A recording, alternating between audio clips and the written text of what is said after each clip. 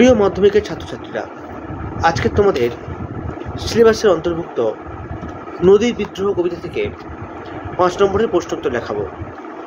লেখো, কম বেশি 150 শব্দে প্রশ্নের উত্তর দাও। প্রশ্নের মান 5। প্রথম প্রশ্ন লিখবে,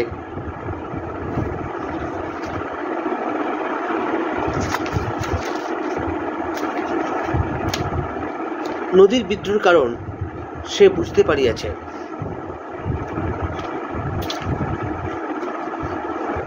নদীর বিদ্রোহের কারণ সে বুঝতে পারিয়াছে। এরকম ক্লোজ করে ড্যাশ লিখবে, নদীর বিদ্রোহ বলতে কি বোঝানো হয়েছে? জিজ্ঞাসা দাও।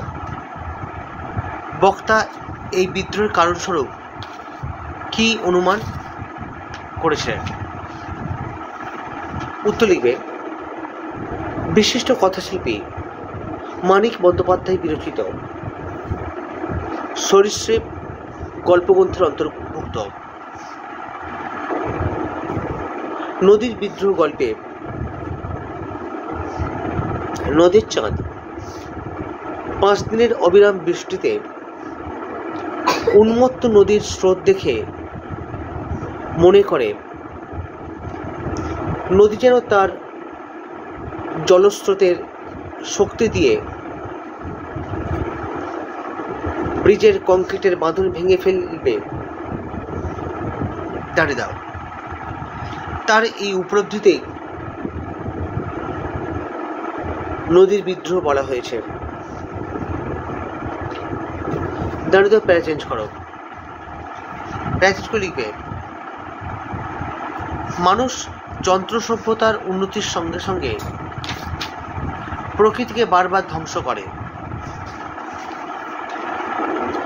আর প্রকৃতিও এই পরাধীনতা থেকে মুক্ত হতে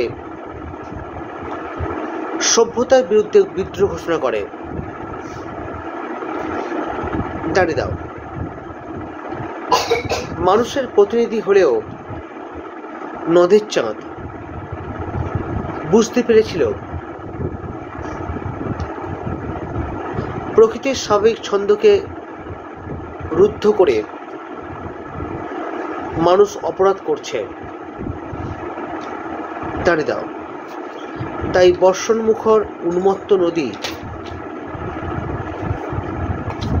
আর্তনাদ করে বিদ্রোহ ঘোষণা করে।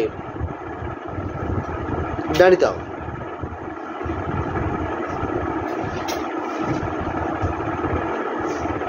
যে ব্রিজ নদের চাঁদের অহংকার ছিল, কমা দাও, সেই ব্রিজের শিকড়ের বাঁধন নদী ভেঙে ফেলতে চায়। দাঁড়িয়ে দাও। তাই নদের চাঁদ আসন্ন বিপদের আশঙ্কায় শঙ্কিত হয়। দাঁড়িয়ে দাও। মানুষের হাতে গড়া ব্রিজ তাকে গর্বিত করলেও সে জানত নদী সেই ব্রিজ ভেঙে ফেলবে। দাঁড়িয়ে দাও। সে উপলব্ধি করে যে উন্মত্ত খরস্রোতা নদী একদিন সমগ্র মানব সভ্যতার দর্প ভেঙে চূর্ণ বিচূর্ণ করবে।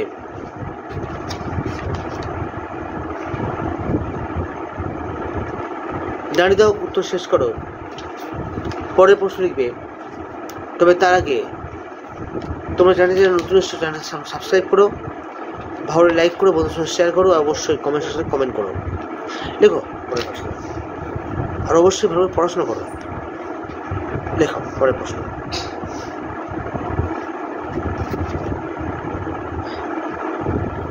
নিজের এই পাগলামিতে যেন আনন্দই উপভোগ করে।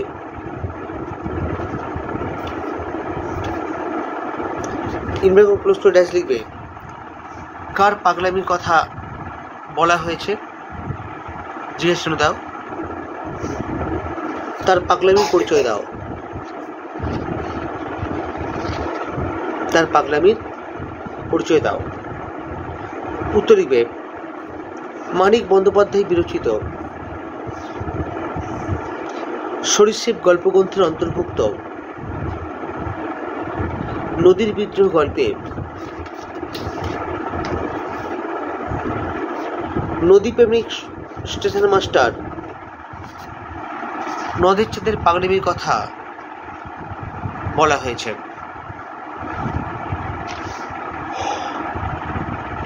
দাঁড়িয়ে দাও, প্রায় চেঞ্জ করো।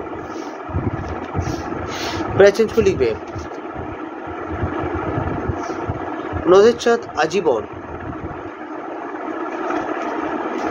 নদীকে ভালোবেসে তার সঙ্গে হৃদয়ের বন্ধন গড়ে তুলেছে। দাঁড়িয়ে দাও।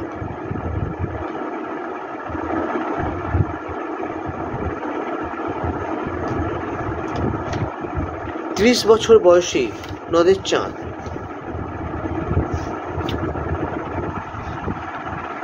জানে সারাদিন মেল ট্রেন প্যাসেঞ্জার ট্রেন মালগাড়ির গতিবেগ নিয়ন্ত্রণ করাই তার দায়িত্ব। দাঁড়িয়ে দাও। তবু একদিনও নদীকে না জানে না দেখে থাকা তার পক্ষে অসম্ভব। দাঁড়িয়ে দাও। তাই 5 দিন অবিরাম বৃষ্টিতে নদীর উত্তাল রূপ কল্পনা করে অতিরিক্ত উৎসাহে নদী দেখতে যাওয়াইকেই উদ্দেশ্যাংশে পাগলামি বলা হয়েছে। দাঁড়িয়ে দাও, প্যারা চেঞ্জ করো। প্যারা চেঞ্জ করে লিখবে নদের চাঁদ বর্ষার জলে পুষ্ট উত্তাল নদীর স্রোতকে দেখে প্রথমে স্তম্ভিত হয়। দাঁড়িয়ে দাও। প্রবল জলস্রোতে সে নদীকে জীবন্ত মনে করে। দাঁড়িয়ে দাও। নদীর ভয়ের রূপে নদের চাঁদ যে আনন্দের পরিপূর্ণ প্রকাশ দেখে দাও তাতে সে আনন্দ পায়। দাঁড়িয়ে দাও।